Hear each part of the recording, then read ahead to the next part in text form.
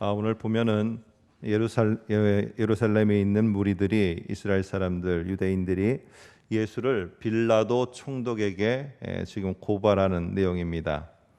유대인들은 자기들이 가지고 있었던 유대인들의 종교법이 있었습니다. 그래서 우리 누가복음 초반에 보게 되면은 유대인들은 자기들의 종교법, 정결법이나 여러 가지 법들로 인하여서 이 예수를 얽어매려 했지만은 사실 그것이 쉽지 않게 되었습니다. 그리고 이 로마 총독, 로마 제국의 자기들의 종교법을 가지고 예수를 고발해봐야 아무런 의미가 없다는 사실을 알게 됐어요. 그냥 뭐 무슨 상관이 있냐는 거죠. 로마 총독 빌라도는 아무런 상관이 없다는 겁니다. 니네는 니네끼리 알아서 해. 그 종교법에 따라서 니네가 알아서 하면 되지. 이렇게 할 것을 알고 이게 로마 제국의 총독이 귀가 솔깃한 그러한 정치적인 내용을 덧붙여서 예수를 고발하게 되어집니다. 첫 번째로 이렇게 보면은 이 백성을 선동하여서 세금을 내지 못하게 했다라고 이렇게 2절에 말하고 있습니다. 사실은 세금을 내지 못하게 한 것이 아니었거든요. 예수님은 가이사의 것은 가이사에게 라고 하면서 로마 황제의 것이라면 로마 황제에게 라고 하면서 분명하게 그들이 해야 될 것들을 말했는데 이런 말들은 빼고 백성을 선도하여 세금을 내지 못하게 합니다. 이거는 뭐냐면은 이 로마 황제, 로마 제국에 대한 어찌 보면은 반기를 드는 것이거든요. 그러니까 이렇게 말함으로 인하여서 이 총독이 사실은 거기에 대해서 또 분노하거나 로마법으로 다스리도록, 로마의 정치법으로 다스리도록 이렇게 하였습니다. 뿐만 아니라 2절에 다시 보시면은 거기에 보면은 예수가 자칭 왕이라고 하더이다라고 하는 말은 뭐냐면은 예수가 지금 무력으로다가 지금 뭔가 도발을 꾀하고 있습니다. 그래서 지금 뭔가 로마 제국에 대항하려고 준비를 하고 있습니다. 그리고 제자들은 그 일을 감당하는 사람들입니다. 이렇게 말하고 있습니다. 그러나 예수님은 오늘 뒤에 보면은 빌라도가 3절에 네가 정말 유대인의 왕이냐? 나 유대인의 왕 맞다. 그러나 내가 말하는 유대인의 왕은 그러한 어떤 정치적으로 무력으로 도발하는 그런 왕이 아니고 나는 고난의 길을 가는 왕이다. 이에 대해서 분명하게 말을 했습니다. 오늘 이런 모습 속에서 계속적으로 무리들은 5절에 보니까 계속 강하게 말하는 겁니다. 계속 강하게 말해서 온 유대에서 가르치고 갈릴리에서부터 시작하여 여기까지 와서 백성을 소동하게 만들었습니다. 라고 이렇게 말합니다. 이 소동한다는 말은 무엇이냐면은 우리가 말하면은 이게 부추겨 갖고 이렇게 데모나 아니면은 큰 반란을 일으키려고 지금 하고 있습니다라는 것입니다. 그랬을 때 만일에 이 예루살렘에서부터 시작한 반란이 시작되면 그 책임은 로마 제국의 영토하에서 벌어지는 일 속에서 그 속의 책임은 총독이 다 져야 되는 겁니다. 그런데 총독이 아무리 보더라도 정치적인 이유를 대서 말하지만은 아무리 이유를 찾더라도 이 찾지를 못하겠는 거예요. 그러니까 나는 찾지 못하겠으니까 안 되겠다. 그러면은 아무래도 나로서는 안 되니까 그러면 관할 지역을 다스리고 있었던 로마가 세운 왕이 또 있었습니다. 이런 왕을 분봉왕이라고 합니다. 분봉왕. 여기서부터 여기까지는 어느 왕이 다스리고 여기서부터 어디까지는 어느 왕이 다스리고 했을 때 그 지역을 다스리고 있었던 왕이 바로 여러분이 잘 아는 헤롯입니다. 이러니까 이제 예수님을 헤롯한테다가 휙 토스해 버립니다. 그러니까 이 헤롯한테다 보내버리니까 헤롯이 너무 만나고 싶었어요. 이 예수를. 왜 그러느냐? 오늘 여기에 보면은 소문 때문에 그렇습니다. 8절에 보니까 그의 소문을 익히 들었어요.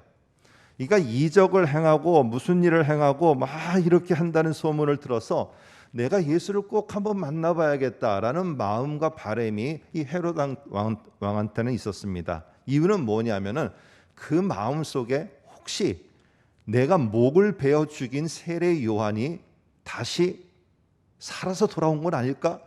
이런 궁금증이 항상 있었는데 그래서 예수에 대한 소문이 퍼지게 되자 오늘 내가 예수를 한번 만나봐야겠다라고 하면서 예수를 결국에는 보게 됩니다. 그러면서 첫 번째 요구하는 게 뭐냐면 8절에 이적을 좀 행해봐라.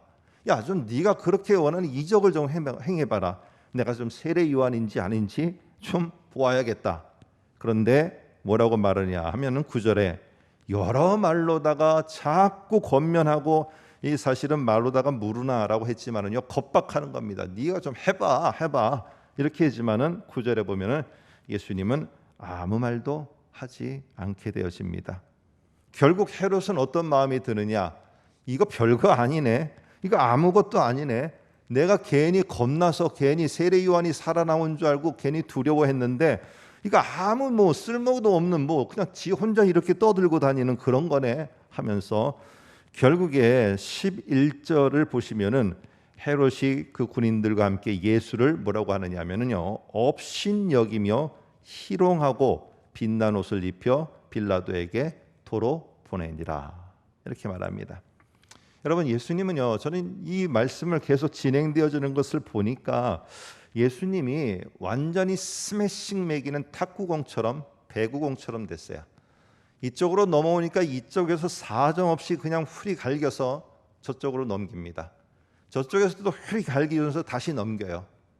그러니까 이 배구공, 탁구공이 이렇게 네트를 넘어서 가는 것처럼 아주 인정사정 볼 것 없이 마구 쳐서 보냅니다. 저쪽에서도 자기네들이 보니까 별거 아니에요. 다시 훌이 쳐서 이쪽으로 보냅니다. 오늘 이런 모습 속에서 예수님은 종교 지도자들과 무리들 속에 계속 조롱과 멸시를 받으면서 일괄적으로 그래 내가 이렇게 고통당하는 내가 유대인이 왕이 맞다. 그러지만 뭐 좀 행하라고 그러면은 아무런 이적도 하지 않고 그냥 무반응으로 계속 침묵하시는 거예요. 왜 이러셨을까? 왜 이렇게 이쪽으로 넘어가면은 이쪽 사람들이 계속 조롱하고 희롱하고 또 넘기면 저쪽에 가서 그것을 또 당해야 되고 이러면서 끊임없이 그냥 하루하루를 갖다가 이렇게 이쪽 저쪽으로 다니면서 해야 되는데 예수님은 결국 능력이 떨어지신 것일까? 오늘 예수를 잡으러 오려고 하는 그 무리를 향해서 마태복음에 보면은 베드로가 칼을 빼서 온자 한 사람의 귀를 잘라버립니다. 그런데 오늘 그런 모습을 보면서 예수님은 뭐라고 말하느냐? 베드로에게 이런 말을 합니다. 마태복음 26장 53절 여러분이 너무나 잘 아는 말씀이죠. 너는 내가 내 아버지께 구하여 지금 12군단 더 되는 천사를 보내시게 할 수 없는 줄로 지금 알고 그렇게 하느냐? 이렇게 말합니다. 예수님이 마음만 먹으면은 지금이라도 나를 토스해서 나를 갖다 이리저리 넘겨서 나를 조롱하고 희롱하는 자들 내가 12군단 더 되는 천사를 보내서 우리 아버지께 간구해서 그들을 인정사정 없이 불바다로 만들 수 있다. 그런데 나는 아니다. 왜 그러셨을까? 오늘 그것은 자신의 수치와 고난 속에서 하나님의 구원을 받기 때문에 그렇습니다. 오늘 자기가 고난당하고 자기가 수치를 당하고 조롱을 당하는 이런 상황이 그 겉에 포장되어 있는 것이 고난과 수치와 그리고 자기의 조롱이지 실제로 그 속에 알맹이는 하나님의 구원이라는 이 하나님의 구원이라는 꽃망울이 그 속에서 지금 무럭무럭 익어가고 있는 것을 본 것입니다.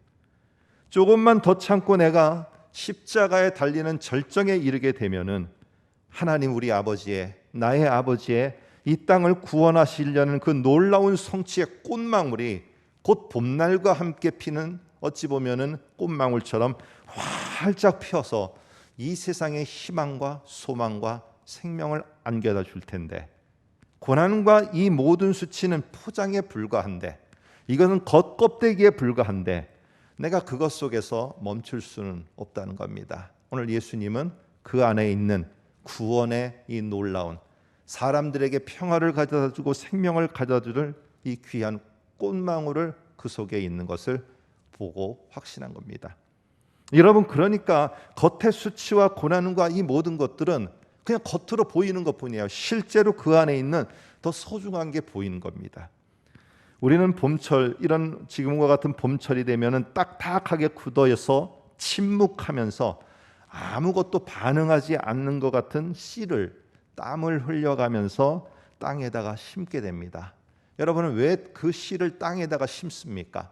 왜 애써서 아무것도 보이지 않고 딱딱하고 그냥 깨 부수면은 아무것도 없는 속에 없는 그래서 버려질 것 같은 그 씨를 왜 애써서 땅에다가 심습니까? 그 씨 안에 꽃과 열매가 숨겨져 있는 것을 여러분은 믿기 때문에 그래요. 그거를 안 믿는데 어떻게 씨를 심겠어요? 그러나 씨를 심는 사람들은 의심의 여지 없이 그 씨 속에, 그 딱딱하게 둘러싸여 있는 속에 여러분 꽃과 열매가 분명히 있는 것을 믿어요. 그러니까 땀을 흘리고 애쓰고 하면서 그 속에, 땅 속에다가 심고 때가 차면 그것이 결국에 드러나게 될 것을 확실히 알기 때문에 그렇게 우리가 행하는 겁니다. 여러분, 예수님의 고난도 마찬가지입니다. 예수님의 수치도 마찬가지입니다. 그와 더불어서 우리도 한번 돌아보시자는 것입니다. 오늘 예수님의 고난뿐만 아니라 우리가 이런저런 것 속에 어려운 환경에 직면해 있을 수 있게 됩니다. 특별히 이 고난 주간에 우리가 함께하면서 예수의 고난, 우리가 그것을 생각하는 가운데 우리의 고난도 마찬가지예요. 우리의 고난이라는 이것 속에서, 이 껍데기 속에서 정말 속에 무엇이 담겨져 있는가, 이거를 보아야지만 우리가 이것을 잘 이겨나가면 그 다음에 무엇이 주어진다가 아니라 이 자체가 이미 하나님이 주신 무엇인가가 그 속에서 태동하고 그 속에서 무럭무럭 익어가고 있고 언젠가는 꽃망울을 피우겠구나. 이게 있어야지 우리가 이 모든 것들을 끌어안고 우리가 담담하지만은 또한 하나님께 용기를 구하고 나아갈 수 있는 거 아니겠습니까? 우리가 당하는 고난의 순간 속에, 그 속에는 하나님의 약속, 하나님의 우리를 향한 약속이 담겨져 있어요. 하나하나 내가 힘든 시간들을 보내면서 결국에는 그 하나님의 약속은요, 지금 터져 나와서 성취로 터져 나오기 위해서 그 속에서 익어가고 있다는 겁니다. 우리가 어느 순간인가 이 시간 속에서 때가 차고 때가 꽉 차면은 오늘 우리 앞에 하나님께서 주신 그 약속이 퍽 하고 꽃망울을 터뜨리고 그 속에서 열매가 탁 나타나는 이것을 우리는 볼 수 있습니다. 여러분, 너무 힘드시죠? 너무 힘들어도 왜 도대체 이놈의 씨앗은 나오지도 않는 거야 해서 땅 속에서 파서 그것을 망치로 부숴버리면은 영원히 보지 못합니다. 오늘 그 해에는 결국 아무런 열매도 보지 못합니다. 그러나 우리가 그것을 이겨나가면서 인내할 수 있는 건 뭐냐? 믿기 때문에요. 그 씨가 둘러싸고 있는 속에 정말 귀한 생명이 있고 그것이 태동될 걸 믿기 때문에 그래요. 여러분, 씨를 보면서도 이렇게 내가 확신과 믿음을 갖고 반응을 하는데, 오늘 하나님이 우리가 겪고 있는 이 고난의 껍질이라는 이 속에 하나님이 얼마나 정말 귀한 것을 약속으로 주셨고 그것을 우리들 속에 드러나기 위해서 하나님이 직접 일하시는지를 저와 여러분들이 분명하게 씨만큼만이라도, 이 겨자 씨만큼만이라도 우리가 그렇게 바라보며 믿는다면은 오늘 우리들 속에 어렵고 힘들지만은 눈물 흘리는 일이지만은 한 걸음 한 걸음 우리가 이겨나갈 수 있을 것이고, 그것이 곧 하나님의 꽃 피우는 계절을 향해서 가고 있는 그 순간이라는 걸 확신하고, 또 하나님께서 때가 참에 우리들 속에 있는 아름다운 꽃들을 피워내실 줄로 믿습니다. 아무쪼록 어렵지만은 이 시대를 살아가면서 특별히 정말로 암울하고 캄캄한 터널의 끝이 안 보이는 그런 것을 걷는 것과 같은 이런 때일다 할지라도 그 속에 하나님께서 정말 귀한 하나님의 축복과 약속을 무럭무럭 이겨나가게 하신다는 것을 꼭 기억하면서 오늘 이 시간을 승리로 갈 수 있는 저와 여러분 되시기를 주님의 이름으로 부탁합니다. 기도하겠습니다.